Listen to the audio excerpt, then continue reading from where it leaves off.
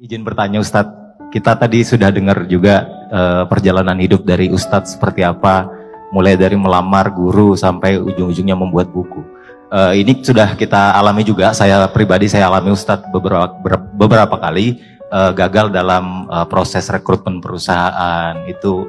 Nah, pertanyaan saya gini Ustadz, bagaimana sih cara kita melihat ya, bahwasannya ini adalah pertanda untuk kita menyerah dikarenakan kegagalan yang berulang, atau ini sebenarnya kita menganggap ini adalah ujian untuk kita terus istiqomah dan ikhtiar mencoba hal-hal yang sudah kita gagal tersebut Ustadz?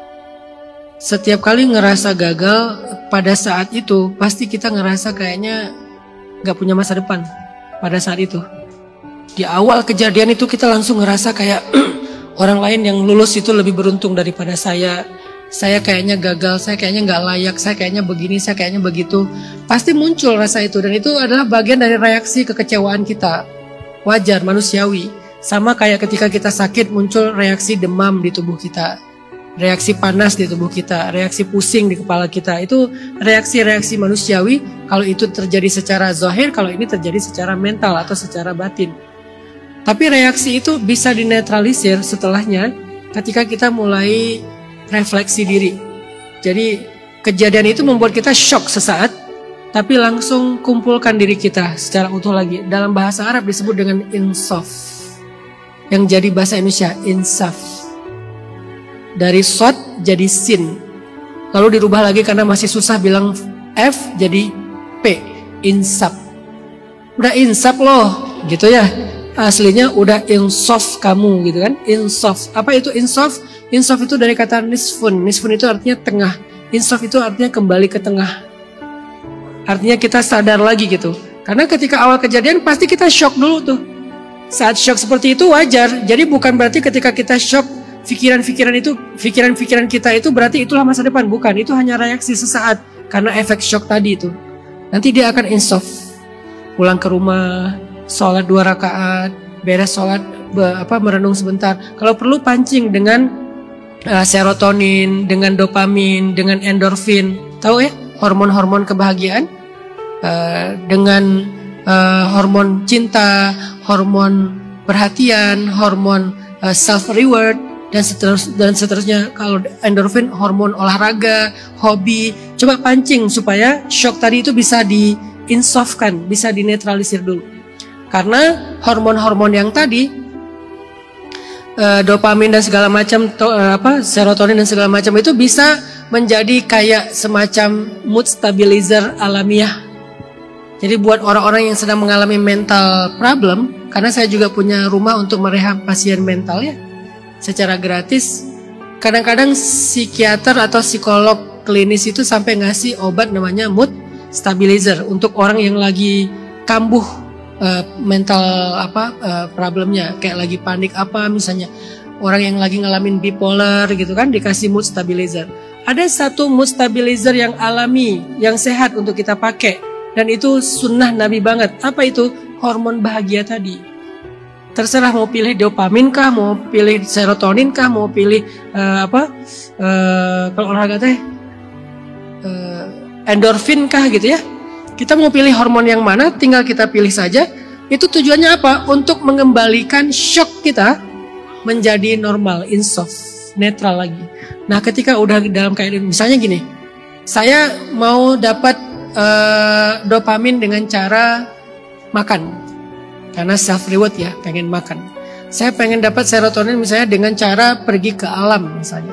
Ya udah, saya pergi ke alam, saya lihat pemandangan, saya menghirup udara, inhale, exhale segala macam. Saya coba untuk bernafas panjang. Kemudian saya lakukan olahraga yang saya suka, bisa lari, bisa badminton, bisa nyelam. Setelah udah netral, baru saya renungkan kembali apa yang tadi saya luput. Oh, ini takdir Allah. Kembalikan dulu ke situ.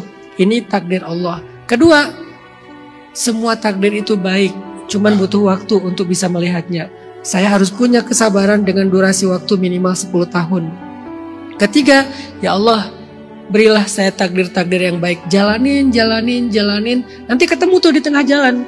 Begitu lemah, balikin lagi ke tadi, balikin lagi ke hormon bahagia, refleksi lagi, renungkan lagi, qadarullah lagi, yakinkan lagi, husnuzan sama Allah, jalanin. Setelah sekian lama kita akan sampai kepada apa yang kita tuju, yaitu keajaiban dari ketetapan Allah. Tapi butuh waktu. Nabi Musa juga kayak gitu. Awalnya dihanyutkan ke Sungai Nil. Itu kan ujian yang berat. Rasanya nggak punya masa depan. Orang bayinya aja nggak legal bagi negara loh. Dibuang karena negara, dihanyutkan ke Sungai Nil. Ujian berikutnya apa? Bukan hanyutnya ke luar negeri. Karena kan dari Mesir itu ke Sudan, Sungai Nil itu kan membelah dua negara. Malah hanyutnya ke dalam pemandian musuhnya. Lalu ditemukan oleh keluarga musuhnya, dirawat di dalam kamar musuhnya. Besar di dalam rumah yang sama dengan musuhnya, satu atap dengan musuhnya. Pas remaja nggak sengaja bunuh orang, gara-gara didorong mati, lari lagi ke luar negeri yang jauh, Madian, sekarang namanya Yordania. Di Yordania kelaparan, kehausan, sendiri, nggak punya siapa-siapa. Ketemu dengan calon istrinya, lalu menikah di sana. Ketemu dengan mentornya, mertuanya adalah mentornya beliau. Belajar tentang leadership, belajar tentang mengurus, belajar tentang riayah, menggembala ternak. Sampai usia dewasanya, beliau sudah jadi leader di Madian, baru pulang ke Mesir. Idhab ila Fir'aun innahu tagha, baru dikasih misi besar sama Allah. Pergi hadapi Fir'aun, sesungguhnya dia itu durhaka. Hadapin Fir'aun, puncaknya terjebak lagi di antara dua tebing, di depannya lautan, di belakang tentara Fir'aun, tapi dengan keyakinan kepada Allah. Kalla inna ma'iya rabbi sayahdin, gak mungkin kita celaka, Allah pasti akan ngasih jalan keluar. Dibelah lautan itu, sampailah mereka ke Palestina. Berapa tahun dari sejak lahir sampai ke Palestina? 40 tahun. Perjalanan yang panjang. Hidup bukan tentang hari ini dan besok aja. Hidup adalah tentang perjalanan panjang, tapi perjalanan itu pasti ada banyak sekali kejutan-kejutan baik bagi mereka yang sabar menjalaninya. Jadi Ricky, kalau Ricky lagi ngerasa terpuruk karena gagal ngelamar sebuah kerjaan, jangan berhenti berpikir dan ikhtiar. Coba lagi yang lain, coba lagi yang lain. Ketika kita gagal di satu tempat, sebetulnya bukan gagal. Allah lagi mengarahkan kita ke satu takdir. Kita gagal di sini karena emang bukan itu takdir kita. Kita lagi digiring kepada takdir terbaik kita. Tapi orang yang menyerah di tengah jalan itu yang kemudian akhirnya benar-benar gagal. Jadi yang gagal itu siapa? Bukan yang gak mendapatkan apa yang dia rencanakan. Yang gagal itu adalah orang yang menyerah dalam perjalanan itu. Dia berhenti ikhtiar, dia berhenti berpikir, dia berhenti mencoba. Coba aja, kita boleh luka, kita boleh patah, kita boleh jatuh, kita boleh gagal. Yang penting kita gak boleh menyerah. Terutama cowok. Jangan ada kata menyerah dalam mazhab berpikir seorang cowok. Kita boleh berdarah-darah, kita boleh patah berkali-kali, tapi nyerah, no. Dan itu prinsip hidup saya. Karena saya sering gagal, saya sering ngerasa luka dan segala macam, tapi saya nyerah. Gak ada ceritanya saya nyerah. Kenapa gak boleh nyerah? Karena menyerah itu dosa besar. Berputus asa itu termasuk dosa besar. Bukan karena saya hebat, bukan. Karena mukmin itu emang gak boleh nyerah. Lihat Palestina hari ini, nyerah gak mereka? Enggak. Kalau kita ada di posisi mereka, kayak udah kapan-kapan nyerah kita. Tapi mereka gak nyerah kan? Itulah iman. Apakah keadaan mereka ini akan kayak gini terus? Enggak.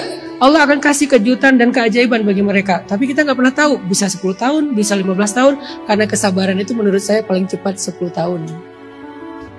Jadi nggak bisa kita lihat Palestina setahun 2 tahun. Lihat aja nanti setelah 10 tahun. 2035 mungkin. 2030 mungkin. Di mana Allah akan memerdekakan Palestina. Akan mengusir Israel. Ya. Biar nggak perlu diedit. Jadi Ricky, gitu cara kita insaf setelah kita ngerasa gagal. Allahu a'lam.